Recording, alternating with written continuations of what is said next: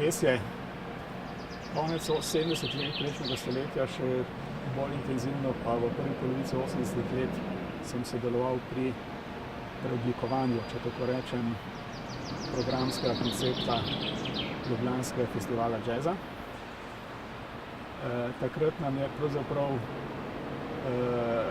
prvič uspelo v program tega festivala pripeljati tudi nekoliko sodobnejše in pa tudi določene mejne glasbene prakse oziroma izvajalce takšnih glasbenih praks.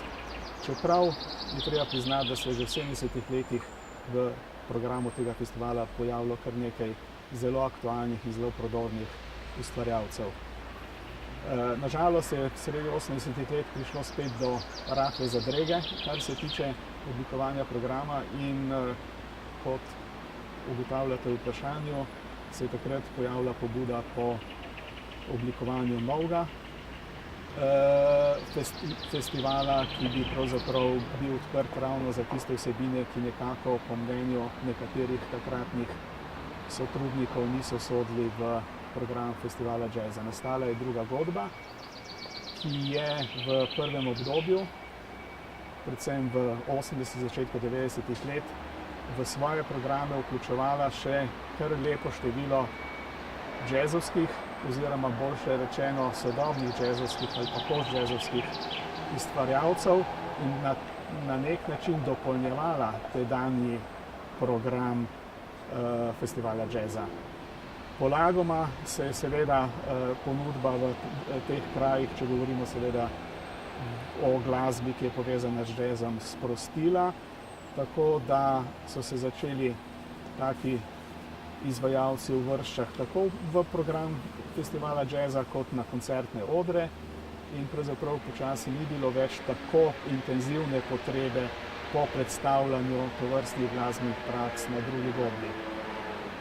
Konkretno, ali je druga godba kaj k temu prispevala?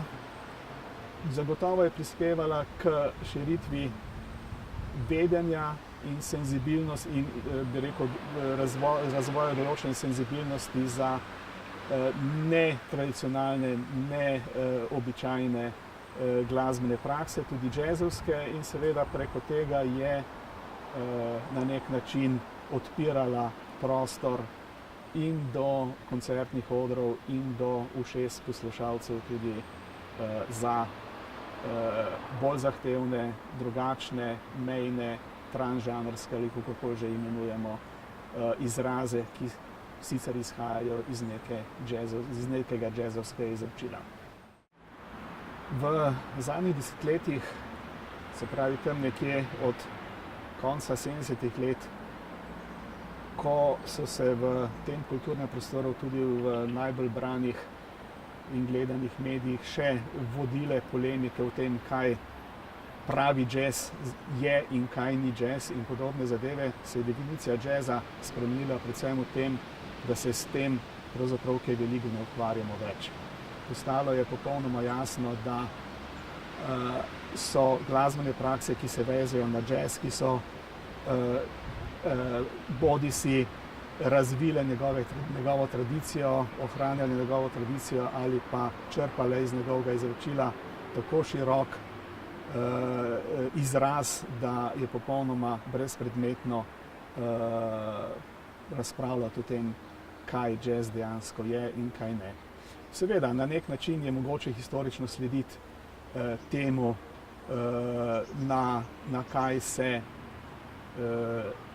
določeni izvajalci navezujejo, vendar je nenazadnje tudi glasbena globalizacija, vstop neevropskih in neameriških glasbenih praks na bi rekel tudi evropsko in ameriško prizorišče in vrsta drugih dejavnikov povzročila to, da se je z definicijo džeza pravzaprav popolnoma brezpredmetno ukvarjati. Džez je pač marsikaj in mislim, da je Ljubljanski džez festival, če v čem, naredil velik napredek in velik korak naprej v tem, da se programsko s tem ne obremenjuje in da dejansko pri oblikovanju programa tisti, ki na tem delajo, črpajo iz zelo širokega pojmovanja in s tem seveda tudi zelo širokega bazena, če tako rečem, možnih nastopajočih na tej glasbeni prireditvi. Tole je seveda precej zahtevno in kompleksno vprašanje z tem, kako okolje, v katerem se nek glasbeni dogodek vsako leto dogodi, živi z njim, bi se dalo seveda vedno najti kakšen manjko in kakšno dodatno potrebo.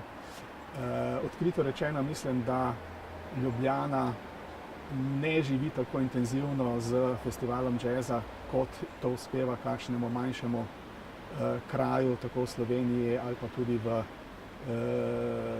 tujini, v drugih evropskih državah, kjer prirejajo prav tako festivale džeza.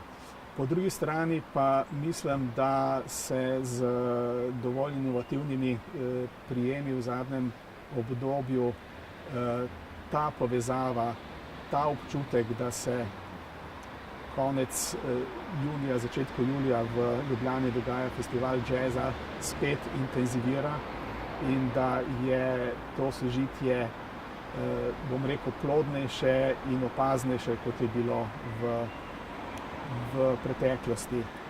Kaj glede tega narediti, je seveda vprašanje, na katerega sam ne znam zelo enoznačno odgovoriti. In vem pa, da je bilo seveda v to v minulih letih vloženo, v iskanje odgovora na to vloženo veliko truda. K temu sožitju seveda veliko prispevajo določene aktivnosti, določeni dogodki, ki se dogajajo tudi izven dvoran in koncertnih prizorišč. Morda bi organizator tega dogodka v prihodnje lahko razmislil, kaj se da glede tega še narediti. Drugače pa mislim, da v tistem segmentu, ki tovrstno glasbeno ponudbo zanima, festival v času svojega trajanja zelo intenzivno živi s svojim občinstvom in tudi okoljem, iz katerega pač to občinstvo prihaja.